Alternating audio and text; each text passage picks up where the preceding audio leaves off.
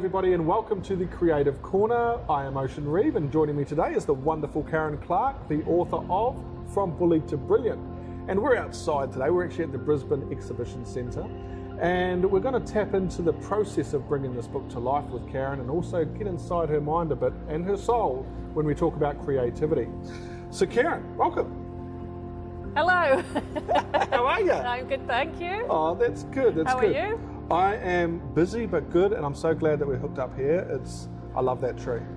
I love that tree too. I think it's great. What a good idea. I know. Well, we're going to get to I already know, but the people watching this may not. Tell us, what is this book about?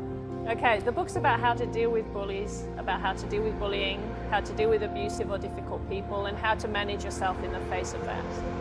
Now, it has been very successful, and we're going to talk about that in a minute, but what I want to know is, in the writing part of the journey and also in marketing, how many hours a day would you spend doing this?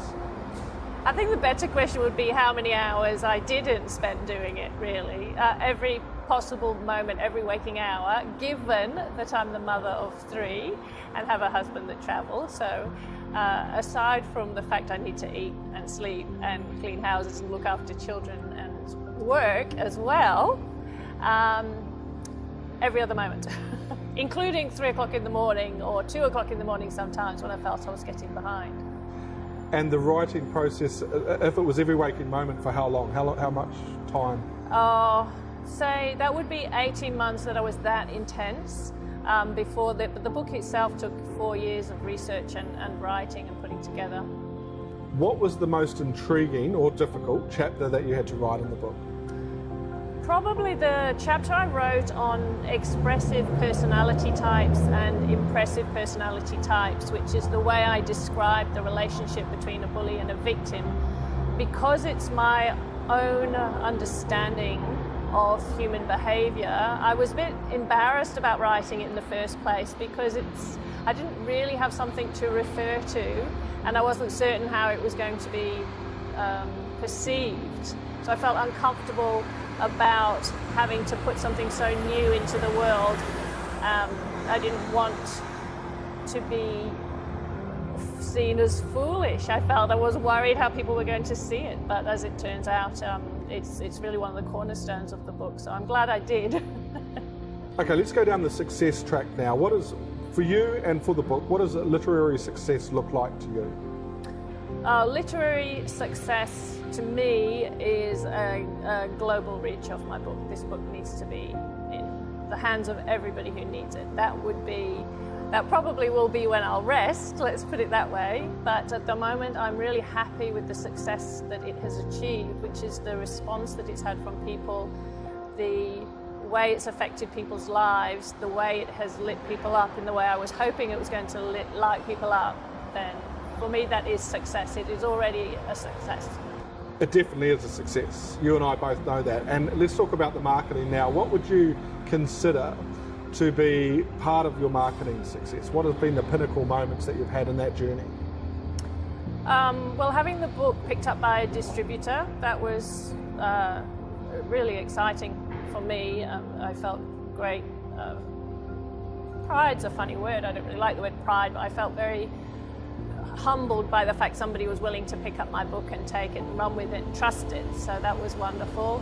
The media interest has been amazing. I'm so happy with the media interest. I'm so happy that the message that I'm communicating is getting through, that people are interested, even if they're not sure what I'm saying, they're curious about it, and they're curious enough to give me time to talk and share. The backstory to that is the relationships I've formed as a result. There's some wonderful people in the media, by the way. If anybody tells you bad things about the media, I don't know that. They're really nice and they're very kind, and most people are looking for solutions to bullying or to abusive relationships and behaviors. And I think we live in a world where that's becoming more and more apparent, that rampant egos and wildly bad behavior are far too common. So some of us need some tools and resources to manage it. I've always felt that with any author, when they've asked me, oh, how do I become successful? What can I write to become successful? And I said, well, at the end of the day, if you're writing something topical and you're famous, then consider it a bestseller. If you were Mike Tyson writing about terrorism, you're going to be a bestseller. There's no doubt. The one thing, you stepped into this as an unknown in the creative world, yet the topic you're writing about is everywhere. And it has, what I've noticed with the media activity you've got is it's never got old, it's never got stale. There's always been a regeneration of the message and of the vision and the concept behind the book. And I agree with you, I think one of the greatest successes you've had has been that media activity. I mean, it is wonderful to see your book in bookstores. It's wonderful to see it selling, airports, all of that. But the real measure, is it the feedback you're getting? Yes, it's absolutely the feedback that I'm getting. That's what's made it all worthwhile, is the response that I get from both media and who do read the book as well, which is nice, and the people that have bought the book or have come in contact with the book in some way or another, or have listened to me talk.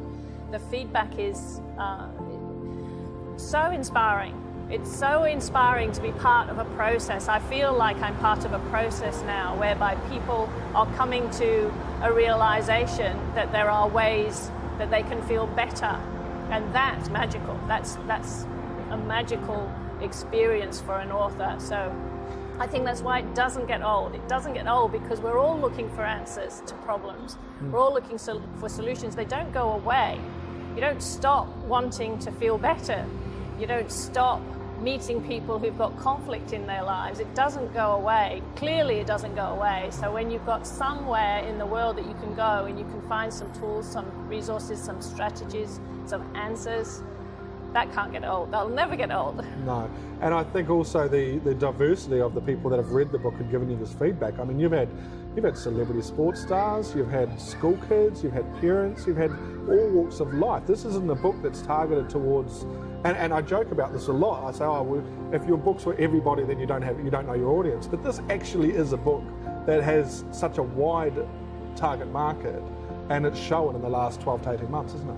Yes, it has, and you're quite right. The age, gender, background, the people that have read it and heard it in a way that spoke to them personally, that there is a hugely diverse range of people that are interested in the story. But it's a basic story. We're going back to fundamentals. All I'm talking about is common sense, which I call uncommon sense, but it's a basic understanding of humans and human behavior. We've just forgotten. We've forgotten that we know it. So that's why it speaks to everybody. I'm not saying anything new. Nothing in there is new. I put quotes all the way through all my book, or the whole of the book, so that people could recognize that this is age-old wisdom. We've just got so caught up in life, we've forgotten. Okay, let's get back on track. Let's talk about the year ahead. I know you've been real busy. It's been hard for you and I to catch up and talk marketing, but what does the year ahead look like for you? I've got lots of meetings and events coming up, lots of speaking opportunities coming up, some really excellent speaking opportunities. I'm developing a program along with the Australian Teacher Aid Company at the moment. We're creating an online training for teachers, which is educators, which is so exciting, super exciting. What else have I got going on? A trip to France, so hopefully there'll be some opportunities coming up around that. And yes, talks, coaching, supporting people, feedback, responding. I don't know, it just never stops. It never gets quiet. And that's a good thing about the publishing and marketing journey, is because once you're in the swing of it, the pendulum just keeps going. It doesn't stop. Yeah. Okay, let's talk about some challenges you had. When you were publishing, what were some of the biggest challenges you faced? Well, it depends really where you are. All of it. Don't let anyone tell you it's easy. It's hard work. Well, the writing of the book, clearly that's hard. That's the most difficult part of the process, is actually turning nothing into something, in a sense, a concept onto putting it onto paper. But I suppose it's the marketing, really. Definitely. It's because you're carried along with the inspiration of creating a book, which is so exciting. It's a bit like when you're getting married, but the hard stuff starts after the honeymoon. when you actually have to get it into people's hands. It's not an easy task, and I think for a self-published author, you don't have the big mechanisms behind you. You don't have a big support team, or any support team for some of us. You don't have an organization. You don't have people that know and care about who you are and what you do. So it all comes from you. So that would be the biggest challenge. I feel that, and that's a shared response by a lot of authors, is whenever I ask them what's the biggest challenges, well, you know, some of them have said writing's been actually, when they look back, it's been one of the easiest things they've done, because when they've gone into the publishing process, they've known nothing about it. So they're guided by others that they're putting their faith and trust into to bring the best out. But yes, when they've gone into marketing, it's like a whole new job again. And if you don't know what you're doing or unsure about the direction it needs to go, it's the blind leading the blind in a lot of cases. I feel that marketing, if I may help, marketing is something that happens organically in a lot of ways. That your belief and your passion for the project does 50% of your marketing. Strategy, action plans and systems will lock down the rest. And this is what we've been talking about for some time now, is about how we develop that amongst the whirlwind that is From Bullied to Brilliant, because it has been a hell of a tornado. It has. It's hard to tie it down and kind of go, okay, let's build some structure here. But it's inevitable at some point that is the next stage. I think that watching the tornado rip through the country like it has been phenomenal. I've learned a lot, and I know you have, and I know Wayne has. And most importantly, I know the readers have. And I think you just got to go with that passion for half of that marketing journey and just not feel that stress and that pressure as much as that a lot of authors can. I don't think I feel the pressure. I think I'm wonderfully naive, to be honest. Even better. I am. And I think it's that. I think I'm connected. I said to someone the other day, it's a calling. This is more than me just writing a book. It's a calling, and it's coming from a very deep place inside of me that won't stop. So I won't stop, and I don't lose confidence, and I don't lose heart. I have my bad days. Everyone has bad days, but I just don't have that feeling. I have the feeling, almost an urgent need to communicate the message that's in the book and the story, that people can feel better about themselves. I won't stop, and so therefore I don't worry. It's happening organically, like you said. Yeah, that's right. And we look at what we said before, and also off camera, which was, the media activity has not stopped, which means people want to hear what your opinion is, what your concept is, and why it's so important. When off camera you were mentioning when you write articles, boom, radio contacts you almost immediately, which means again they still want to hear your passion, they want to hear your message. And that's why I feel when a lot of authors, and I hope that people watching actually take this from what I'm saying, a lot of authors bog themselves down with too much, how does everybody else do it? When I feel what they need to do is remind themselves why they did this in the first place and stay on that path, because it's exactly what you've done. It's what's built your success. You haven't wavered from your vision. I've never wavered, and I've never stopped. I've always said yes. If I'm invited to do something, I do it, whether I'm scared or capable or incapable. I just show up and somehow it works out.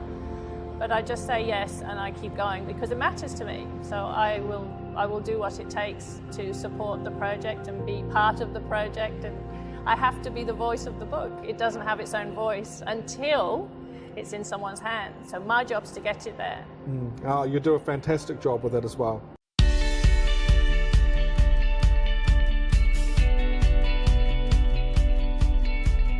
The thing about this moment in time for me is that I felt a need to create the book.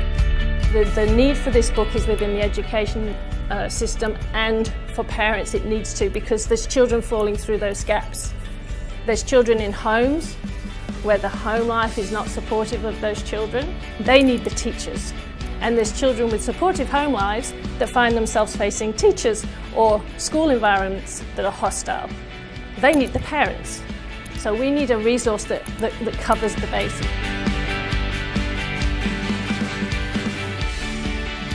We're in a place, a moment in time where it's essential that we are able to express ourselves.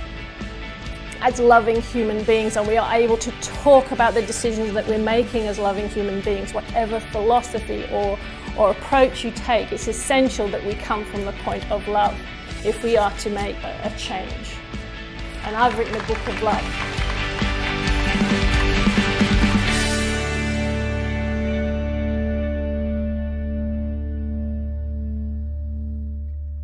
Okay, we're going to tap into another part of Karen Clarke, which is more the creative, soulful part.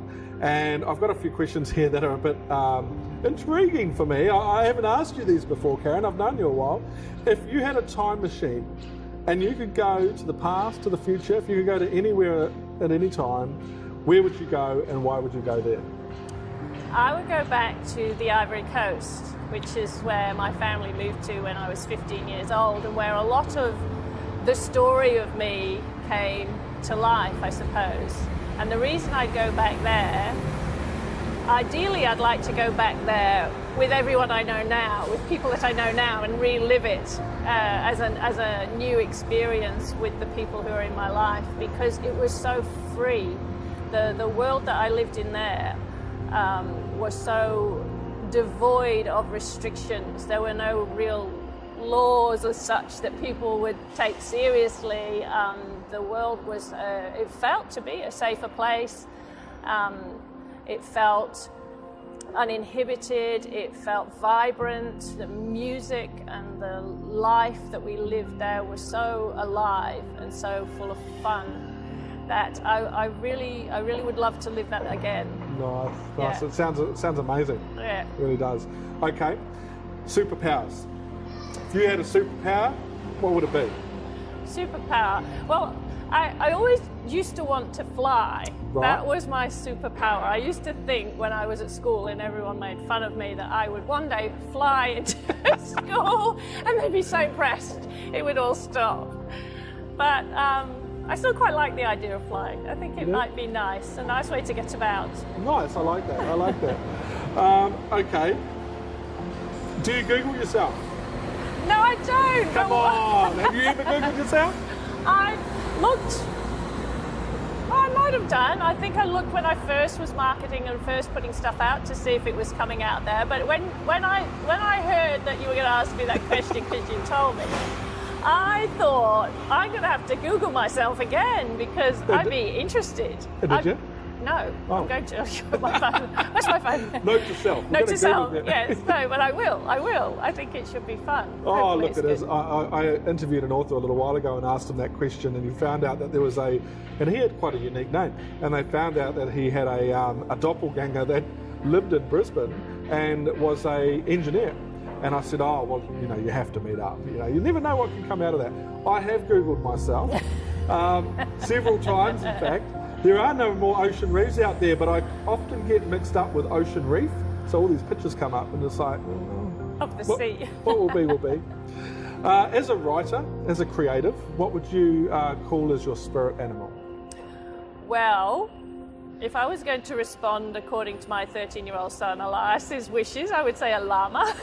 Because they spit. Oh. But I'm not going to say that. Okay. As a writer and as a creative, the true, I would be a horse. A horse. I would choose a horse because horses are wise and intuitive and strong and fast, and they can run like the wind. I haven't seen you run, but if you apply those qualities to everything you've done in publishing, I can see the association, definitely. Okay, if you could tell your younger writing self something that you've learned since you've published, what would it be? It would be to start earlier, because when I was younger I used to write poetry and I used to write short stories, and I probably didn't believe that they were of any value or use or worth pursuing, so I would say start writing earlier because it's fun. It's a common statement as well. I think that as we get later on in life and we actually tap into our creative selves and really find that enjoyment factor about it, because it is so much fun, you ask yourself, oh man, why didn't I do this sooner? I think it's believing in yourself. I think that comes back to the whole journey that I went through anyway before I wrote the book, to get to the point where you believe in yourself enough to back yourself and to do what you want to do and follow your dreams. without doubt. And as you know, I just been on holiday recently, and I took my computer because I thought, well, you never know when creativity might strike, and it did. So I'm on the balcony of the cruise ship, and I decided to write the start of my next book. And I basically looked at the ABCs of success, and I've applied them to the creative soul. A being action, you've got to take action on your idea. B being belief, you've got to believe in yourself and your idea to see it come to life. And C being commitment, and the consistency of that commitment to actually travel through the publishing and the marketing and the development process so that it can achieve the vision you've got for it. 8,000 words later, in between actually going out with my wife and enjoying the cruise, I'm developing something quite good, but I stand by what you've just said about belief. I think that's a very important part of creativity. I think it's a fundamental part. I don't think you can create unless you believe in yourself.